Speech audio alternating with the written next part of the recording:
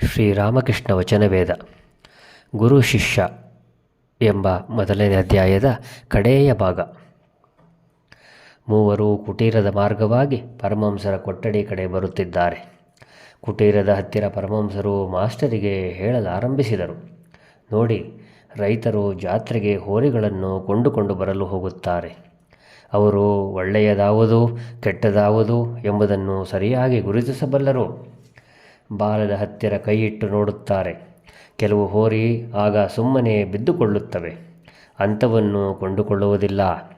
ಬಾಲದ ಹತ್ತಿರ ಕೈಯಿಟ್ಟೊಡನೆಯೇ ಯಾವ ಹೋರಿ ಕೈಕಾಲು ಒದರಿ ಮೊರೆಗುಟ್ಟುತ್ತಾ ತಿವಿಯಲು ಬರುವುದೋ ಅಂಥವು ಅವರಿಗೆ ಹಿಡಿಸುತ್ತದೆ. ನರೇಂದ್ರ ಈ ಗುಂಪಿಗೆ ಸೇರಿದ ಹೋರಿ. ಆಂತರ್ಯದಲ್ಲಿ ಒಳ್ಳೆ ತಿರುಳಿದೆ. ಹೀಗೆಂದು ಹೇಳಿ ಪರಮಹಂಸರು ನಗಲಾರಂಭಿಸಿದರು. ಮತ್ತೆ ಹೇಳುತ್ತಿದ್ದಾರೆ. ಕೆಲವರಿದ್ದಾರೆ ಹಾಲಿನಲ್ಲಿ ನೆಂದ ಅವಲಕ್ಕಿಯ ಹಾಗೆ, ಸಾಹಸವಿಲ್ಲ, ಜೋರಿಲ್ಲ, ನೆಸೆ ಅನ್ನುತ್ತಿರುತ್ತಾರೆ. ಸಾಯಂಕಾಲವಾಗಿದೆ. ಪರಮಹಂಸರು ಭಗವತ್ ಚಿಂತನೆ ಮಾಡುತ್ತಿದ್ದಾರೆ. ಮಾಸ್ಟರಿಗೆ ಹೇಳುತ್ತಿದ್ದಾರೆ, ನೀನು ನರೇಂದ್ರನೊಡನೆ ಮಾತುಕತೆಯಾಡಿ ಅವನೆಂಥವನು ಎಂಬುದನ್ನು ನನಗೆ ಬಂದು ತಿಳಿಸು. ಸಾಯಂ ಮಂಗಳಾರತಿ ಮುಗಿಯಿತು. ಬಹಳ ಹೊತ್ತಾದ ನಂತರ ಮುಖಮಂಟಪದ ಪಶ್ಚಿಮ ಭಾಗದಲ್ಲಿ ನರೇಂದ್ರ ಮಾಸ್ಟರಿಗೆ ಸಿಕ್ಕಿದ. ಇಬ್ಬರು ಮಾತುಕತೆಗಳನ್ನಾಡಲು ಶುರು ಮಾಡಿದರು. ನರೇಂದ್ರ ತಾನು ವಿಶ್ವವಿದ್ಯಾನಿಲಯದಲ್ಲಿ ಓದುತ್ತಿರುವುದು, ಸಾಧಾರಣ ಬ್ರಾಹ್ಮ ಸಮಾಜದ ಸದಸ್ಯನಾಗಿರುವುದು ಇತ್ಯಾದಿಗಳ ವಿಷಯವಾಗಿ ಹೇಳಲಾರಂಭಿಸಿದ. ಆಗಲೇ ಬಹಳವಾಗಿ ರಾತ್ರಿಯಾಗಿಬಿಟ್ಟಿದೆ. ಮಾಸ್ಟರ್ ಮನೆಗೆ ಹಿಂದಿರುಗಬೇಕಾಗಿದೆ. ಆದರೆ ಇಚ್ಛೆಯಾಗುತ್ತಿಲ್ಲ. ನರೇಂದ್ರನ ಹತ್ತಿರದಿಂದೆದ್ದು ಪರಮಹಂಸರನ್ನು ಹುಡುಕಲಾರಂಭಿಸಿದ. ಅವರ ಮಧುರವಾದ ಹಾಡು ಕೇಳಿ ಆತನ ಹೃದಯ ಮುಗ್ಧವಾಗಿ ಹೋಗಿದೆ. ಮತ್ತೆ ಕೇಳಬೇಕು ಅಂತ ಉತ್ಕಟೇಚ್ಛೆಯಾಗಿದೆ. ಹುಡುಕುತ್ತಾ ಕಾಳಿ ದೇವಾಲಯದ ಮುಂಭಾಗದಲ್ಲಿರುವ ನಾಟ್ಯ ಮಂದಿರದಲ್ಲಿ ಅವರು ಒಬ್ಬರೇ ಅಡ್ಡಾಡುತ್ತಿರುವುದನ್ನು ಕಂಡ. ದೇವಾಲಯದ ಭಗವತಿಯ ಎರಡು ಪಾರ್ಶ್ವಗಳಲ್ಲಿಯೂ ಬೆಳಕು ಉರಿಯುತ್ತಿದೆ. ಆ ಬೃಹತ್ ನಾಟ್ಯ ಮಂದಿರದಲ್ಲಿ ಎಲ್ಲೋ ಒಂದು ದೀಪ ಮಾತ್ರ ಉರಿಯುತ್ತಿದೆ. ಅದು ಕ್ಷೀಣವಾಗಿದೆ. ಕತ್ತಲೆ ಬೆಳಕು ಮಿಶ್ರವಾದಾಗ ಹೇಗೆ ಕಾಣುತ್ತದೆಯೋ ಹಾಗೆ ಕಾಣುತ್ತದೆ ನಾಟ್ಯ ಮಂದಿರದ ಒಳಭಾಗ.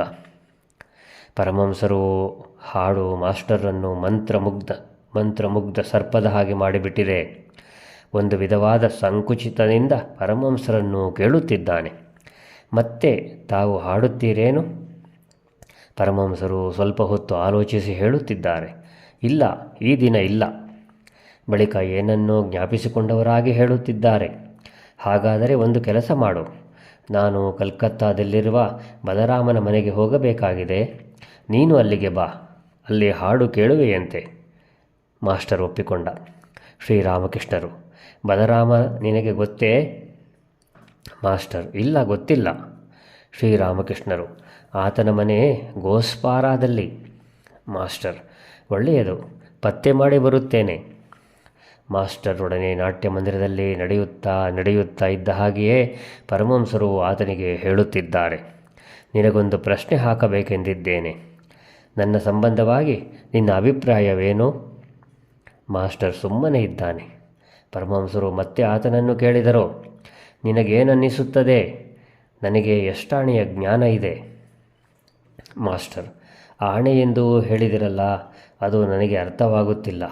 ಆದರೆ ಇದು ಮಾತ್ರ ಸತ್ಯ, ಈ ವಿಧದ ಜ್ಞಾನವನ್ನೇ ಆಗಲಿ, ಪ್ರೇಮ ಭಕ್ತಿಯನ್ನೇ ಆಗಲಿ, ವಿಶ್ವಾಸವನ್ನೇ ಆಗಲಿ, ವೈರಾಗ್ಯವನ್ನೇ ಆಗಲಿ, ಔದಾರ್ಯವನ್ನೇ ಆಗಲಿ ಎಂದು ಎಲ್ಲೂ ನೋಡಿರಲಿಲ್ಲ. ಪರಮಹಂಸರು ನಗಲಾರಂಭಿಸಿದ್ದಾರೆ. ಈ ರೀತಿ ಮಾತುಕತೆಗಳನ್ನಾಡಿದ ಮೇಲೆ ಮಾಸ್ಟರ್ ಪರಮಹಂಸರಿಗೆ ಪ್ರಣಾಮ ಮಾಡಿ ಅವರಿಂದ ಬೀಳ್ಕೊಂಡ. ಹೆಬ್ಬಾಗಿಲಿನವರೆಗೆ ಹೋಗಿ ಏನನ್ನೋ ನೆನೆಸಿಕೊಂಡು ಮತ್ತೆ ನಾಟ್ಯ ಮಂದಿರದಲ್ಲಿದ್ದ ಪರಮಹಂಸರ ಹತ್ತಿರಕ್ಕೆ ಬಂದ. ಪರಮಹಂಸರು ಆ ಕ್ಷೀಣ ಬೆಳಕಿನಲ್ಲಿ ಏಕಾಕಿಯಾಗಿ ತಿರುಗಾಡುತ್ತಿದ್ದಾರೆ.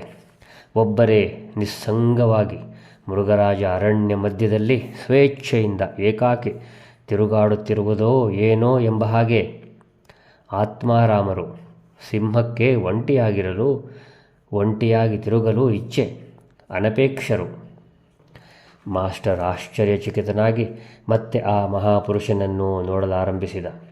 ಶ್ರೀರಾಮಕೃಷ್ಣರು ಮಾಸ್ಟರಿಗೆ, ಮತ್ತೆ ಹಿಂದಿರುಗಿ ಬಂದುಬಿಟ್ಟೆ?